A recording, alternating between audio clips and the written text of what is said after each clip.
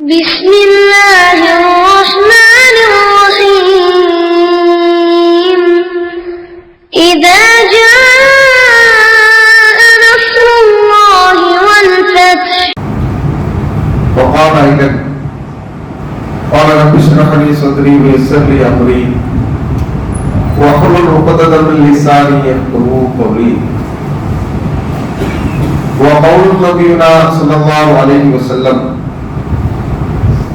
யஸிரு இலகுவாக்குங்கள் வலா துஅஸிரு மக்களுக்கு சிரமங்களை கொடுக்காதீர்கள். வபஷிரு மக்களுக்கு நல்லவற்றை எடுத்துரையுங்கள். வலா துஃபிரு மக்களை விருண்டோடுமாறு செய்யாதீர்கள் என்கிற இறைத்தூதர் முஹம்மது நபி ஸல்லல்லாஹு அலைஹி வஸல்லம் அவர்களின் பொன்மொழியை சொன்ன வண்ணம் எனது உரையை ஆரம்பம் செய்கிறேன். இந்த நேரத்தில் நான் பார்க்க போகிற தகவல் என்னவென்றால், மனிதர்களாக வாழக்கூடிய நம்மிடத்தில் பல்வேறு விதமான குணாதிசயங்கள் இருப்பதனால பார்க்கலாம். அப்படிப்பட்ட குணங்களில் மனிதர்கள் மறந்துவிட்ட ஒரு மிக நல்ல ஒரு குணமாக இருப்பது, பிறர்களிடத்தில் நாம பேசும் பொழுது அணுகும் பொழுது நம்முடைய நடவடிக்கைகளில் ஒரு நளினத்தன்மை, ஒரு மென்மைத்தன்மை இல்லாமல் போயிருப்பதை நாம பார்க்கலாம். அது ஒரு தாவாக்களமாக இருந்தாலும் சரி, இன்னபிற பேச்சுகளாக இருந்தாலும் சரி, நம்முடைய செயல்பாடு என்பது மிக முக்கியமான ஒரு அம்சமாக இருக்கிறது. அதில் குறிப்பாக நாம பிற நபர்களோடு மென்மையாக நடந்து கொள்ளும் பொழுது இந்த மென்மைக்கு என்ன பல மகத்துவமான நல்ல குணங்களை அல்லாஹ்வும் அல்லாஹ்வுடைய தூதர் முஹம்மது நபி ஸல்லல்லாஹு அலைஹி வஸல்லம் அவர்கள் நமக்கு சொல்லித் தருகிறார்கள். அப்படி என்ன இருக்கு அப்படின்னு நாம கேட்கலாம். மென்மை அப்படின்னு சொன்னா, நாம ஒரு பிற நபர்களோடு உறவு வைத்துக் கொள்ளும் பொழுது, பேசும் பொழுது, பார்க்கும் பொழுது, நம்முடைய பேச்சில, நம்முடைய நடவடிக்கைகள்ல ஒரு நளினத்தன்மை என்ன செய்யணும் இருக்கும். ஒரு மென்மையான குணம் நம்மிடத்துல. இதனால என்ன பெருசா ஒரு மாற்றம் வந்துற போது இது பெரிய விஷயமா? இன்னும் சொல்வதாக இருந்தால், இந்த தன்மை இல்லாமல் இருப்பதையே பெருமிதம் கொள்ளக்கூடிய ஒரு நிலையை பார்ப்போம். நம்மளாம் ஒரு கண்ட்ரோலா நம்மளால பேச முடியாது. சில பேர் பார்த்தோம்னா நம்ம பேசணும்னாலே படப்படான்னு பேசிடுவோம். ஒரு எங்க எப்படி பேசுறது தெரியாது. அது ஏதோ ஒரு பெரிய ஒரு நல்ல நன்மையை பயக்கக்கூடிய ஒரு விஷயமான செய்வாங்க, பேசுவாங்க. ஆனால் உண்மையில் நாம நளினத்தன்மையோடு மென்மையோடு நடக்கக்கூடிய சூழ்நிலையில அதற்காக எவ்வளவு நன்மைகள் நமக்கு கிடைக்கும் அப்படின்றத நாம தெரிந்து கொள்ள வேண்டிய ஒரு நிலையில இருக்கும். அல்லாஹ்வுடைய தூதர் ஸல்லல்லாஹு அலைஹி வஸல்லம் சொல்றாங்க, ஜரீர் பின் அப்துல்லா ரலியல்லாஹு அன்ஹு அறிவிக்கிறார்கள், قال رسول الله صلى الله عليه وسلم, அல்லாஹ்வின் தூதர் ஸல்லல்லாஹு அலைஹி வஸல்லம் அவர்கள் சொல்லி இருக்கிறார்கள், மன் ஹுதிபல் ரிஸ்க ஹுதிபல் கைர். யார் மென்மையை இழக்கிறார், மென்மையை குறித்த நம்முடைய பார்வை என்னவா இருக்குதுன்னா, அந்த தன்மை இல்லாதவர் அது பெருசாவே பெரிய அளவுக்கு உண்டான ஒரு பிரச்சனையாக கருத மாட்டார். நான் டக்குனு கோபப்பட்டுருவேன், நான் எப்படி பேசுறதுன்னு பிற நபர்களோடு எப்படி பேசுறதுன்னு தெரியாது, என்னுடைய சுபாவமே இப்படிதான், நான் இப்படிதான் நினைப்பேன் என்கிற பதில் வருகிறது அல்லவா? நபிகள் நாயகம் ஸல்லல்லாஹு அலைஹி வஸல்லம் அவங்க சொல்றாங்க, மன் ஹுதிபல் ரிஸ்க, யார் தனக்கு மென்மையை ஒருவர் தடுத்துக் கொண்டார் என்றால், தடுக்கப்பட்டவராக இருக்கிறார் என்று சொன்னால், ஹுதிபல் கைர், அவரிடத்திலே நன்மையும் தடுக்கப்படும். நன்மை என்பது எவ்வளவு அவசியமான அத்தியாவசியமான ஒன்றாக இருக்கிறது.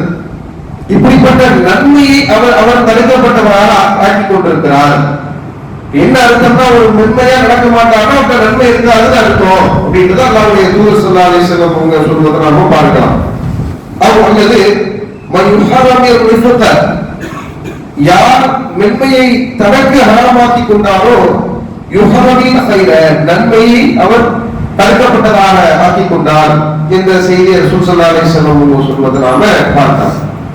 அதே மாதிரி இந்த மென்மையான குணத்தால் கிடைக்கக்கூடிய நன்மைகளை அல்லாஹ்வுடைய தூதர் ஸல்லல்லாஹு அலைஹி வஸல்லம் இன்னும் ஒரு செய்தியில சொல்லும் பொழுது நாம பார்க்கலாம். ஆயிஷா ரலியல்லாஹு அன்ஹா அவங்கள்ட்ட சொல்றாங்க, யா ஆயிஷா, ஆயிஷாவே, இன்னல்லாஹ ரஃபீகுன், அல்லாஹ்வே மென்மையானவன். படைத்தவனை குறித்து சொல்லும்போது ரசூலுல்லாஹ் சொல்றாங்க, அல்லாஹ்வே மென்மையான குணமுள்ளவனாக இருக்கிறான். யுஹிப்புல் ரிஃபத, அவன் மென்மையை தான் விரும்புகிறான். நம்ம மென்மையா நடக்கணும் அப்படிங்கிற அந்த மென்மை குணத்தை தான் அல்லாஹ் என்ன செய்யறான், விரும்புறான். இறைவன் மென்மை என்கிற அந்த குணத்திற்கு எப்படிப்பட்ட மகத்துவத்தை கொடுத்திருக்கிறான் தெரியுமா? மனிதனிடத்தில் இருக்கக்கூடிய பல பண்புகளுக்கு பலவிதமான நன்மைகள் இருக்காங்க. அதன் மூலமாக பயன்படக்கூடிய பல நல்ல விஷயங்கள் இருக்கலாம். ஆனால் இறைவன் மென்மைக்கென்று எப்படிப்பட்ட ஒரு தன்மையை கொடுத்திருக்கிறான் என்றால், வாலா யுக்தி அடல் உணவு நற்குணங்களில் வேறு எந்த ஒரு நற்குணங்களுக்கும் இல்லாத ஒரு தனிச்சிறப்பை அல்லாஹ் ரப்பல் ஆலமீன் இந்த மென்மைக்கு கொடுத்திருக்கிறான். வாலா யுக்தி அமாமா சிவம், இது அல்லாத ஏனைய குணங்களில் என்னென்ன மகத்துவம் இருக்குமோ, என்னென்ன நன்மைகள் இருக்குமோ, அந்த நன்மைகளை எல்லாம் தாண்டி இந்த மென்மை என்கிற நளினத்தன்மை ஒருவரிடத்திலே இருக்கும் என்று சொன்னால் அவருக்கு நிறைய சிறப்புகள் இருக்கிறது அப்படின்றத அல்லாஹ்வுடைய தூதர் ஸல்லல்லாஹு அலைஹி வஸல்லம் அவங்க ஆயிஷா ரலியல்லாஹு அன்ஹா அவங்க என்ன செய்றாங்க, சொல்லி காட்டுறாங்க. அப்ப இந்த குணத்திற்கு இவ்வளவு மகத்துவம் இருக்கு. நாம் வெறுமனே அசட்டையாக இந்த தன்மையை குறித்த நம்முடைய பார்வை இது என்ன பெரிய விஷயமா அப்படின்ற மாதிரி நாம பார்க்கிறோம் அல்லவா? ஆனால் இவ்வளவு பெரிய இத்தனை பெரிய நன்மைகளை உள்ளடக்கக்கூடிய எந்த குணங்களுக்கும் அல்லாஹ் ரப்பல் ஆலமீன் கொடுக்காத மகத்துவமான ஒரு நல்ல ஒரு விஷயமாக பண்பாக இந்த மென்மை என்கிற குணம் இருக்கிறது என்பதை நாம பார்த்திருக்கிறோம். இதுல குறிப்பாக நாம பிறர் இடத்துல தாவா செய்யும் பொழுது, அழைப்பு பணி செய்யக்கூடிய நேரத்துல நம்ம உள்ளதை எடுத்து சொல்லணும், அதை மாற்றுக்கிறது கிடையாது. உங்களுக்கு ஏகப்பட்டதை போட்டு உடைக்கிறார்கள் என்றுதான் அல்லாஹ் ரப்பல் ஆலமீன் சொல்கிறார். பிற நபர்களிடத்தில் நாம தாவா செய்யும் பொழுது யாரிடத்துல எப்படி பேசணும், என்ன அணுகுமுறையில நாம பேசணும், எங்க தன்மை உள்ளவர்களாக நாம இருக்கிறோமா? ஒருத்தவங்க நம்மகிட்ட பேசும்போது ஒரு பாமரனாக ஒருவர் இருக்கிறார், மார்க்கத்தை அறியாதவர்களாக இருக்கிறார். யாரிடத்துல எப்படி மார்க்கத்தை எடுத்துரைத்தால் அவர் இந்த சத்திய மார்க்கத்திற்கு வருவார் என்பதை புரிந்து கொண்டு நாம் என்ன செய்யணும், தாவா களத்தில் இருக்கணும். ஒரு பாமரனா இருக்கக்கூடிய ஒரு நபர் இணை வைக்கக்கூடிய நபரா இருக்கிறார், நம்ம உறவுக்காரனாக இருக்கிறார், நம்முடைய தாயா இருக்கலாம், தந்தையா இருக்கலாம், நம்முடைய நெருங்கிய வட்டத்தில் உறவுகளாக இருக்கலாம். பேசும் பொழுது அவங்கள கோபமே ஏற்படுத்தி உங்களுக்கு 1000 உரிமைகள் இருக்கலாம், அவர்களோடு உரிமையாக பேசக்கூடியவர்களாக இருக்கலாம். நீங்கள் எப்படிப்பட்ட நிலையிலே பிற நபர்களோடு இருந்தாலும் தாவாவிற்கென்று அழைப்பு படிக்கென்று சில ஒழுக்கங்கள் இருக்கிறது. எப்படி சொல்லணும், முதல்ல தன்மையா நம்ம சொல்லி பார்க்கணும். மார்க்கம் அப்படிதான் சொல்லுது, நீங்கள் இந்த பாபில்லதி ஹிய அஹ்சன், நன்மையை கொண்டு தீமையை தடுக்கிறார. அதான் எப்படி சொல்றாங்க, நன்மையை கொண்டு தீமை. நீ நல்ல விதத்திலேயே அவனிடத்திலே நட. அவனிடத்திலே போய் பேசும்போது எப்படி பேச வேண்டும், நமக்கு தெரிந்த பாத்தியப்பட்ட விதத்தில் உங்களுக்கு எந்த உரிமை இருக்கோ அந்த பெயரை சொல்லி அவர்களை அழைப்பீர்கள். பாருங்க, அல்லாஹ்வுக்கு இணை வைக்காதீங்க. படைத்தவன் தான் அல்லாஹ் ரப்பல் ஆலமீன் தான் நம்மை படைத்திருக்கிறான், நம்முடைய தேவைகளை பூர்த்தி செய்திருக்கிறான், நமக்கு எல்லாத்தையும் அல்லாஹ் தான் கொடுத்திருக்கிறான். அதனால அல்லாஹ்வுக்கு இணை வைக்க கூடாது. நம்ம எவ்வளவு அமல் சேர்க்கிறோம், எவ்வளவு நன்மைகளை சேர்க்கிறோம், உம்ரா செஞ்சிருக்கிறீங்க, இன்னும் நிறைய நன்மைகளை செஞ்சிருக்கிறீங்க, எல்லாமே இல்லாம போயிடும் என்று தன்மையாக அவனிடத்தில் நாம பேசக்கூடிய நேரத்திலே, ஒரு பக்குவமாக பேசக்கூடிய நேரத்தில் முட்டாள்தனமா நம்ம பேசுறாங்க, அப்பவும் என்ன பண்ணணும்ன்றத மார்க்கம் சொல்லுது. இதா சாத்தபகுல் ஜாஹிலுன காலு சலாமா. நாம இவ்வளவு அறிவுபூர்வமாக நம்மிடத்துல நாம பேசக்கூடிய நேரத்திலே, இந்த மார்க்கத்தை எடுத்துரைக்கக்கூடிய நேரத்தில் நம்மிடத்தில் முட்டாள்தனமாக நடக்கிறானா, ஸலாமு அலைக்கும் வரஹ்மத்துல்லாஹி வ பரக்காத்துஹு கிளம்பி போய்கிட்டே இருக்கணும். அவ்வளவுதான். அவன்கிட்ட வீண் விவாதம் செய்வதற்கோ அழகிய முறையில் தர்க்கம் செய்யலாம், வேற விஷயம். நீங்கள் அழகிய முறையில் தர்க்கம் செய்யுங்கள் என்பது வேறு. முட்டாள் என்னத்த சொன்னாலும் இவன்கிட்ட பேசுற ஏட்டைக்கு போட்டுதான் பேசுவான்னு தெரியுதா, முட்டாள் தரமா தான் பேசுவான்னு தெரியுதா, ஸலாமு அலைக்கும் வரஹ்மத்துல்லாஹி வ பரக்காத்துஹு என்ன செஞ்சிருக்கோம், கிளம்பி போய்கிட்டே இருக்கும். அப்ப இப்படியான தன்மை உள்ளவர்களாக இருக்கிறோமா என்றால் பெரும்பான்மையாக எப்படி இருக்கிறோம், நாம உறவுக்காரர்களை இந்த மார்க்கத்தின்பால் அழைப்பதற்கு, இந்த கொள்கையின்பால் அழைப்பதற்கு பல மகத்துவங்கள் இருக்கிறது. அதை நாம் தெரிந்து கொண்டாலும் கூட எந்நேரமும் கருணை காட்டக்கூடியவர்களாக இருக்கிறோம். காட்டணும், எப்ப காட்டணும், அது மாதிரியான ஒரு சூழல் வரும்பொழுது காட்டுவது என்பது வேறு. நம்மிடத்துல முறுக்கிக் கொண்டு இருக்கக்கூடிய நேரத்தில் காட்டுவது என்பது வேறு. ஆனால் எப்ப பார்த்தாலும் அவருடைய தாமாவில், அவருடைய செயல்பாட்டில் ஒரு நளினத்தன்மை இல்லாமல், ஒரு மென்மையான குணம் இல்லாமல், ஒரு கரணமுடனாக நடக்கக்கூடிய ஒரு நிலையில் இருப்பார்கள் சொன்னால் அதனால எந்த பிரயோஜனமும் கிடையாது. நபிகள் நாயகம் ஸல்லல்லாஹு அலைஹி வஸல்லம் அவர்களை குறித்து அல்லாஹ் ரப்பல் ஆலமீன் திருமறை குர்ஆனில் சொல்கிறார், செயல்பாடு ஒரு தானம்.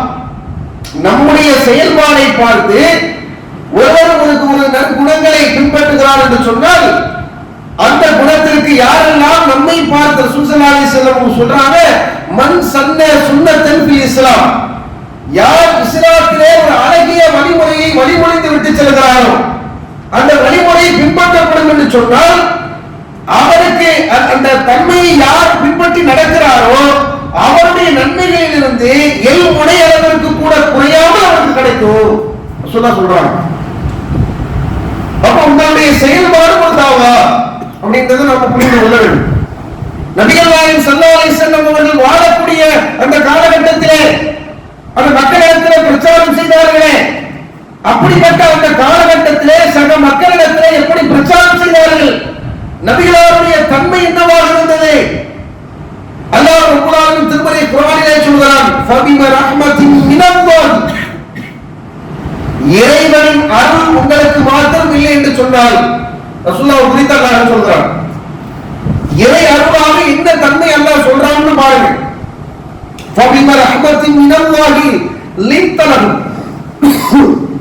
நபியே முஹம்மதே, இறையருள் உங்களுக்கு இருந்த காரணத்தினால் தான் நீங்கள் அந்த மக்களிடத்திலே மென்மையாக நடந்தீர்கள். நபிகள் நாயகம் ஸல்லல்லாஹு அலைஹி வஸல்லம் அவ்வளவு மென்மையாக இருந்தாங்க. மக்களிடத்திலே சக முஸ்லிம்களிடத்திலே அல்லாஹ்வுடைய தூதர் ஸல்லல்லாஹு அலைஹி வஸல்லம் நடவடிக்கை எப்படி இருந்தது, ஒரு ஆத்திரக்காரராக கோபப்படக்கூடியவராக அல்லாஹ்வுடைய தூதர்கள் இல்லை. அல்லாஹ் திருமறை குர்ஆன்ல சொல்றான், நபியே நீங்க ரொம்ப அல்லாஹ்வுடைய அருள் இருக்கிறதுனால தான் லின்தலம், அவர்களிடத்திலே நீங்கள் நளினமாக நீங்கள் நடந்தீர்கள்.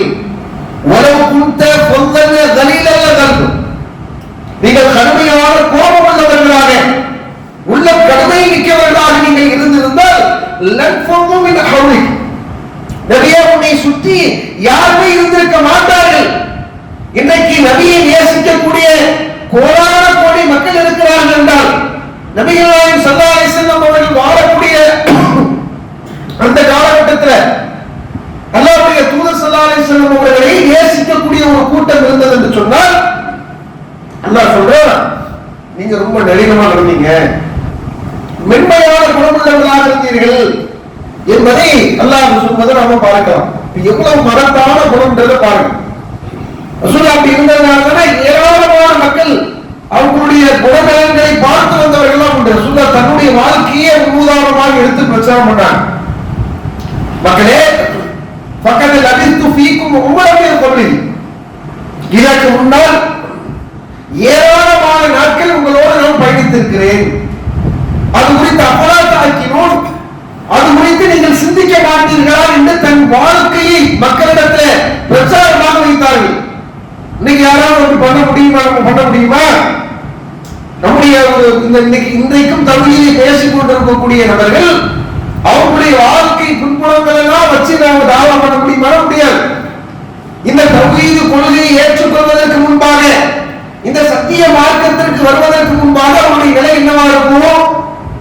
அவரிடத்துல மார்க்கத்துக்கு முரணான எல்லா தன்மைகளும் உள்ளவராக இருப்பார். அப்படிதான் ரசூலுல்லாஹ்வுடைய தன்மை இயற்கையிலேயே அந்த ஒரு சார்ந்த குணம், ஒரு அமைதியான தன்மை, ஒரு மென்மையான குணமுள்ளவர்களாக அல்லாஹ்வுடைய தூதர் இருந்திருக்கிறார்கள்.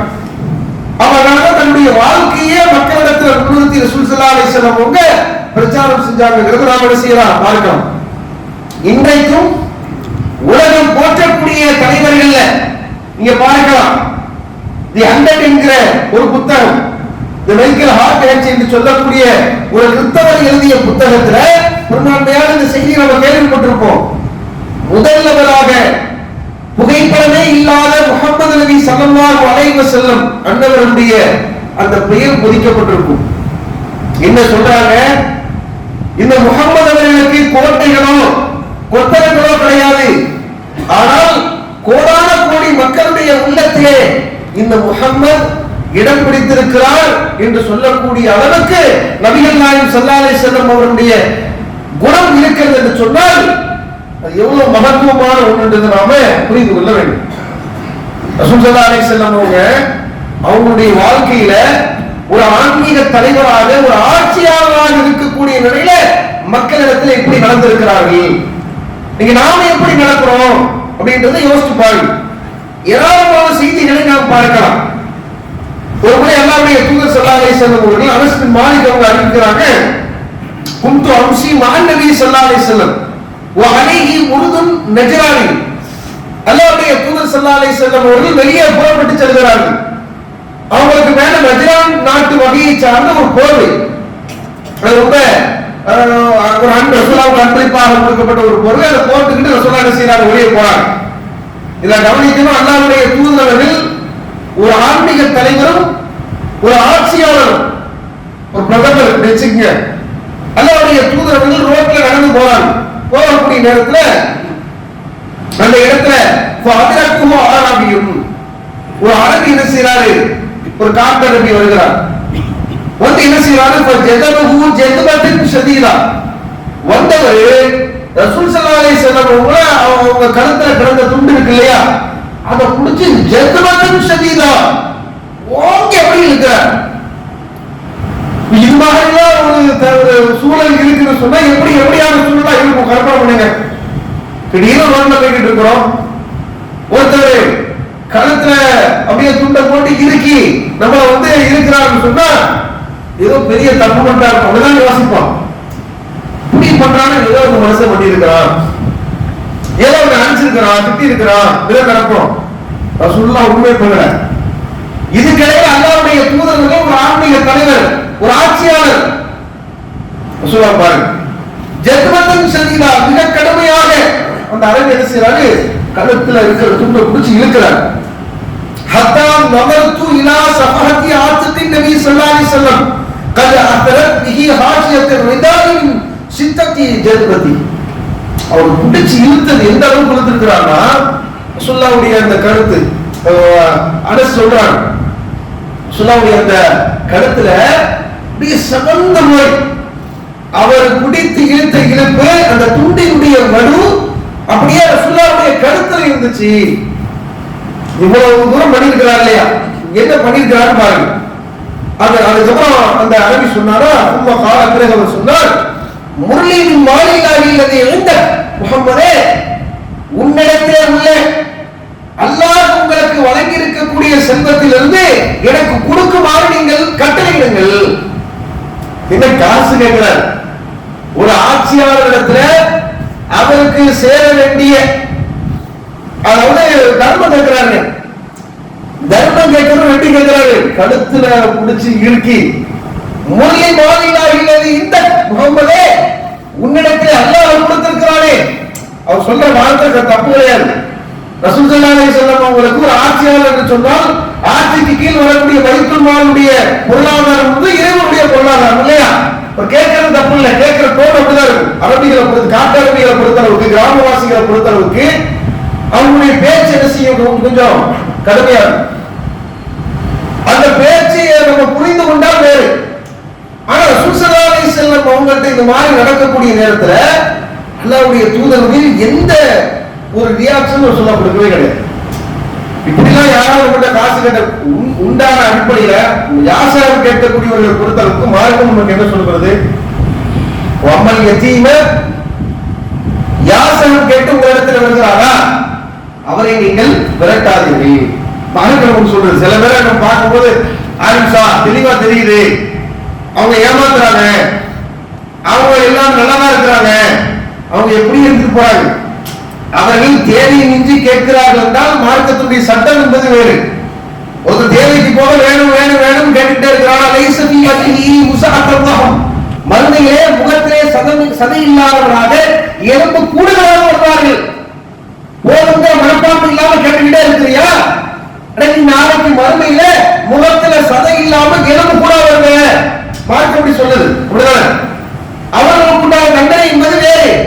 ஆனால் உங்களிடத்திலே யாசிப்பவர்களுக்கு மார்க்கம் என்ன சொல்கிறது என்றால் பலாத்தன்கள் என்ன செய்யக்கூடாது, விரட்டக்கூடாது. இதுதான் கொடுக்கணும். காசு இருக்குதா எடுத்து கையில், இல்லையா அடுத்து பாருங்க. இன்னைக்கு நம்ம கொடுக்குற 5 ரூபாய்க்கும் 10 ரூபாய்க்கும் வராது ஒருத்தவர், ஐயா தர்மம் கொடுங்க கேட்கிறாரு. இவன் பணம் பண்ணிட்டு இருப்பாரு.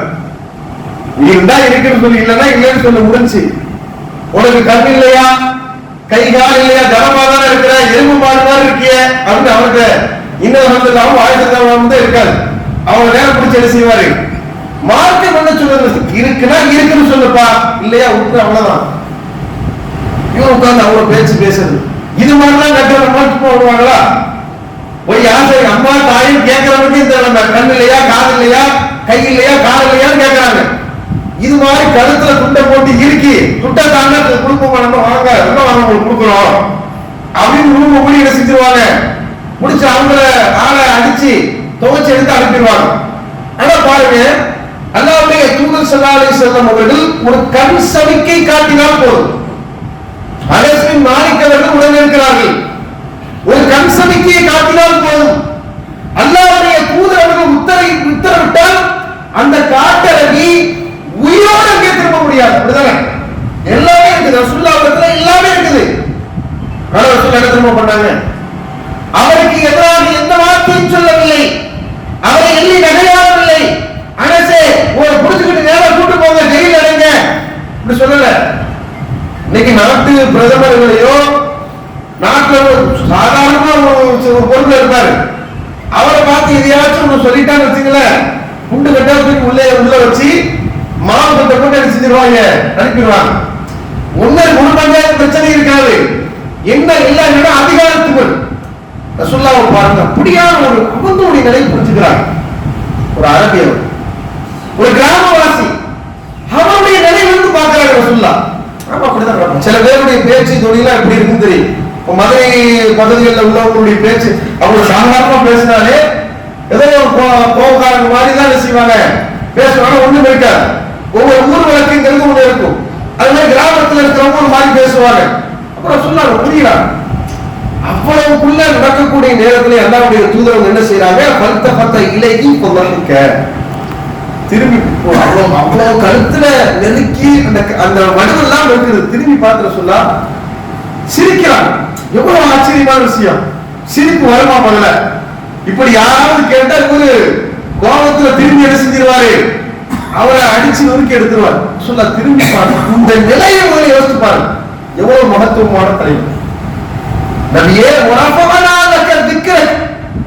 உங்களுடைய நிலையை நாம் மேலோங்க செய்து விட்டோம், உங்களுடைய கண்ணியத்தை நாம் மேலோங்க செய்து விட்டோம் என்று அல்லாஹ் சொல்கிறாரே.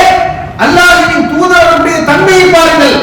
தன் கருத்தை நினைத்து தன்னிடத்திலே பொருளாதாரத்தை கேட்ட ஒரு யாசிக்கக்கூடிய நபரிடத்தில் ரசூலுல்லாஹ்வுடைய முகபாவனை என்னவாக இருந்தது?